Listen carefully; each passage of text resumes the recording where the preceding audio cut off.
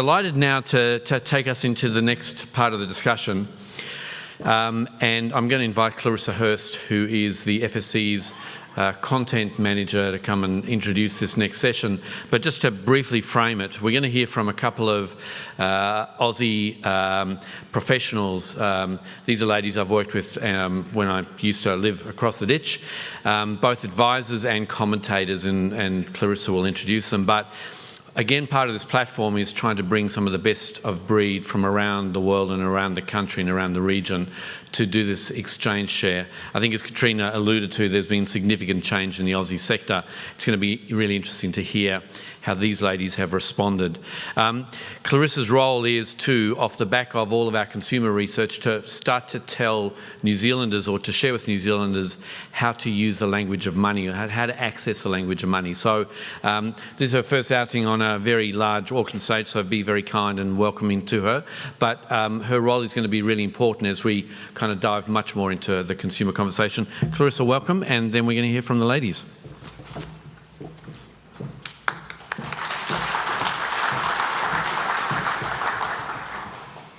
Thanks, Richard, and good morning, everybody. It's great to be here. So I had the pleasure of interviewing two powerhouse women a couple of weeks ago. Kate McCallum is a financial advisor and has been for many years. She's the director of award-winning firm Multiforte Financial Services. She's held executive roles with Westpac, BT Financial Group, State Street and the Commonwealth Bank. Julia Newbould is an accomplished finance writer with a background in economics and journalism. She's currently editor-at-large of Money magazine, and she's also been an editor and writer of countless other financial publications.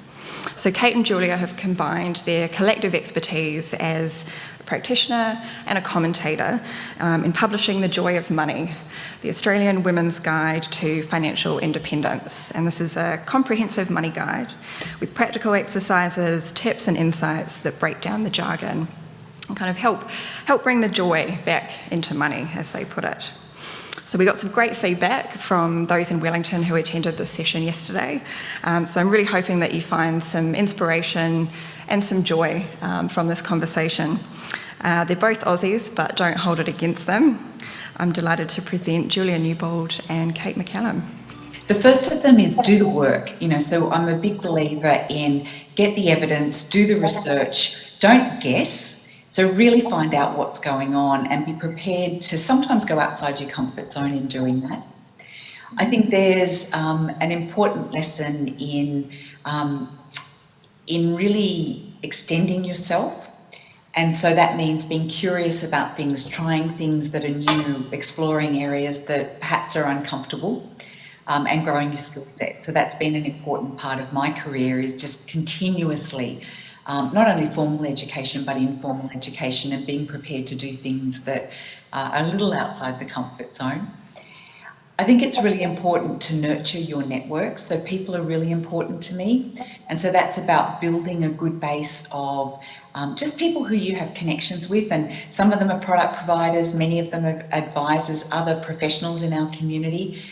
And then being generous. So being generous with your time, helping other people along. So some of the young advisors in our community, I'm really passionate about making sure that I have time for them, I refer clients to them, and just make sure that we have a thriving advice industry through that.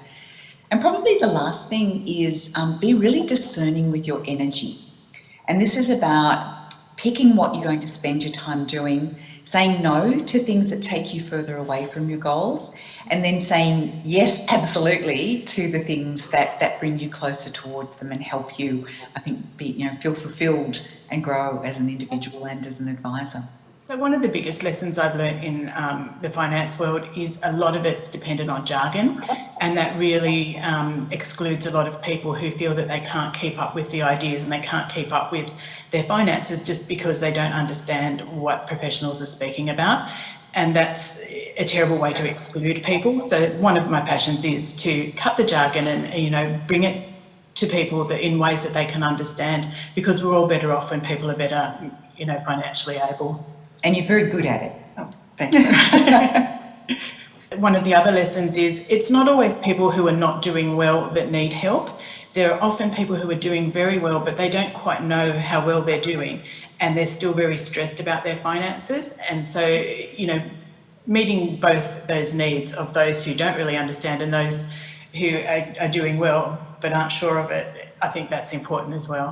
Well, we often found that we were at the same events because we were drawn to the same sorts of subjects, like helping women, especially with their finances, because women are, both here and in New Zealand, behind men in both the pay gap, which I believe is around 10% there at the moment.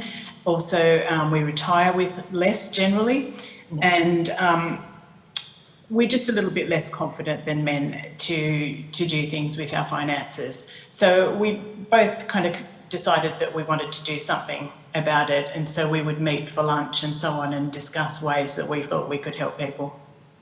And one of those lunches, I was sitting there in complete frustration because I'd run a series of seminars, and I just said to Julie, you know, I feel like all of this stuff that we're trying to do that's really innovative, we're just not getting the cut through, and I think we have to go old-fashioned and write a book. And Julia just went, I'm in, and that was it. That was the beginning of it. It was kind of like, okay, and coming back to what I said earlier about, you know, trying things that are new and being prepared to do things outside your comfort zone. Neither of us has written a book before, even though, you know, we're both quite comfortable writing and quite comfortable with financial concepts. And so it was just like, well, yeah, actually, let's give this a go.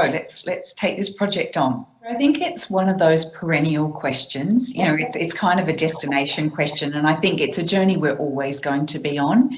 You know, whether it's men or women, helping people achieve financial independence, I think is just something that, you know, it's a little bit like world peace. We just need to keep tackling it. And the moment we take our eye off the ball, we're just going to go backwards. So, you know, it's about being quite creative and innovative about that. I think in writing the book, our intention was not to solve the financial independence problem because, you know, we think that The Joy of Money is rather a brilliant book, and we've certainly had plenty of positive feedback. But even if we could get a copy of The Joy of Money into every individual's hands, they're still not going to be financially independent because they've still got to engage and they've still got to find their pathway through. So we tend to think of it more about the purpose of the book and seminars and blogs and all of these other things that we as advisors typically can do. They're just part of the on-ramp. And, you know, as Julia said before, a big part of it is let's strip the jargon. Let's create a really comfortable place where people can take one small step that's going to have a big impact. And the more that we can just pull them along those small steps, the closer that we can get them to actually then seeking financial advice and making some really, really positive decisions.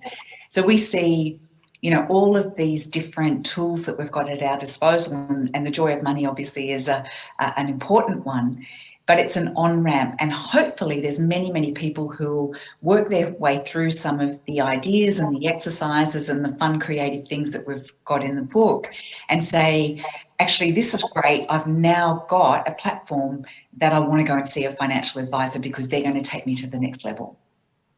And we think that it's not just the jargon, but it's the way that women engage with their money that's also quite different. So we feel that women don't talk about money as a discrete item. It's about the lifestyle that they want to achieve, and it's about, you know, buying the house that they want, or sending the children to private schools, or, you know, living with holidays, or whatever it is, but it's not just about money. So when you converse with a woman typically about money, it's a more holistic conversation. And so we think that that helps, you know, connect with women, but we think it also helps advisors learn how to connect with women.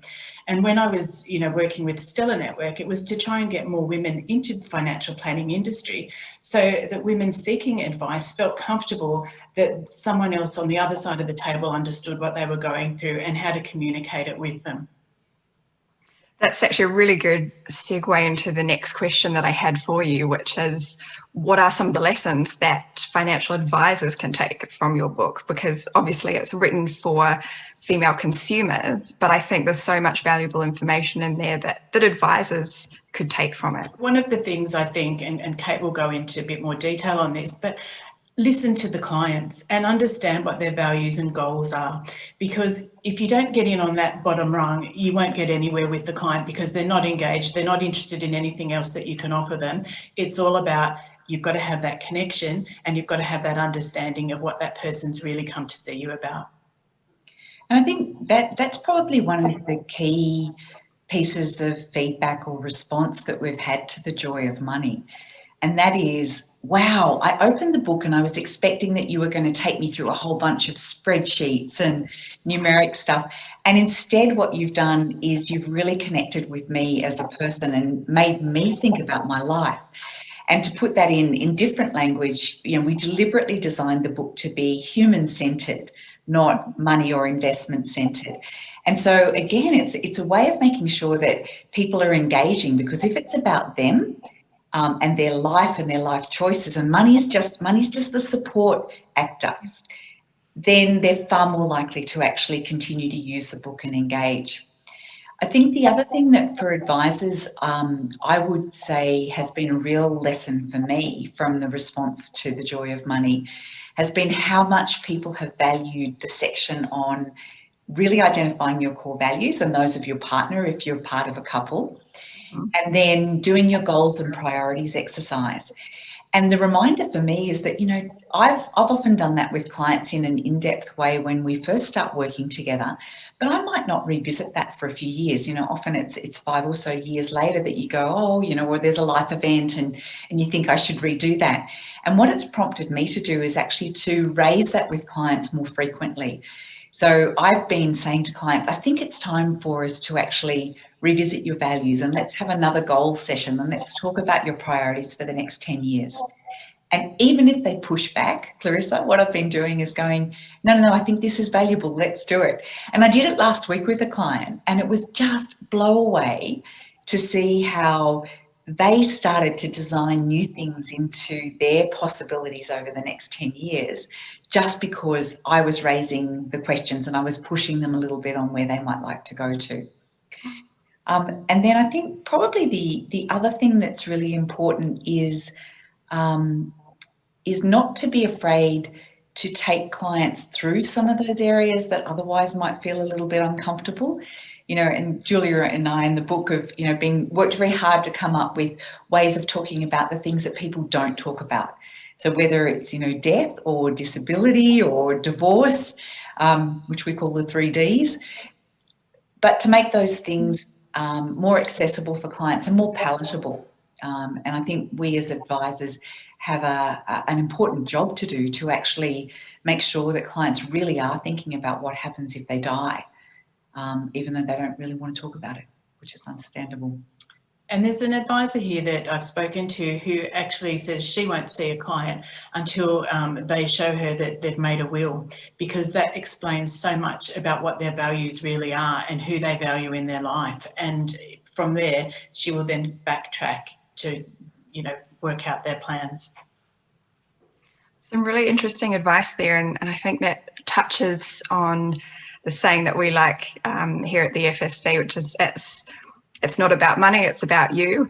And I think you've really, really talked about that a lot today, that it's especially for women, it's not just about the money itself, it's about this more holistic approach, and it's about the life that it can help create for you. So what advice would you have for advisors here in New Zealand who are wanting to bring more joy into the lives of their clients? Because your book, after all, it's called The Joy of Money. What advice would you have? So for clients, I think one of the biggest things that we can do is help them discover the joy in their own lives. And we can do that again through going back and talking to them about what it is that they value the most, and helping them to then understand how they might align their goals with the things that are of greatest value. And when they find that joy, I think it's super rewarding, because it's not about us imposing ideas on them or imposing strategies on them. If they've actually come up with those things themselves, our job then is to help them get the money to support them achieving those outcomes, and dealing with some of the challenges that come along the way. And as I said before, I've been doing a lot more of these values and goals sessions with clients. And I had one just last week. And the backstory is that the client is a couple, and she's facing a particular challenge with a potential redundancy. And so I'd done some financial modelling. I provided that to them before Christmas. But what I said to them was, instead of focusing on the numbers as the basis for the decision making, let's have a goals discussion. So I went and met with them last week, and he was kind of like, oh, it's not really about me, it's about her. And I said, no, come on, you're part of this family. Let's talk about what your goals are too. And by the time we had finished the conversation, which took about 2 hours, and we talked about this pivot in their lives and when they felt in flow and what it was that were going to be the bold moves that they could make in the next 10 years. Some of those things were just so exciting, and they were things they hadn't thought about before. And so my role as the advisor was just to prompt them into thinking about some things that were really, really different, but really fulfilling for them. And I had an email from him that evening just saying how blow away amazing and unexpected it was, and how it's opened up these amazing new possibilities for the next 10 years for them. And I can honestly say, and I'm sure that people listening will know exactly how I feel when I talk about this, but it gives me goosebumps because I know that I've shifted that couple's life. You know, they're going to have a better life over the next 10 years. Okay, so I'm just going to pause it there. We've got a few time restraints. Those were just a few highlights from the conversation, which was a bit longer. So for those who are interested, Kate and Julia have a lot more tips and insights to share. So we'll be putting the full conversation up on the FSC website and our YouTube channel. And you can purchase The Joy of Money on bookdepository.com.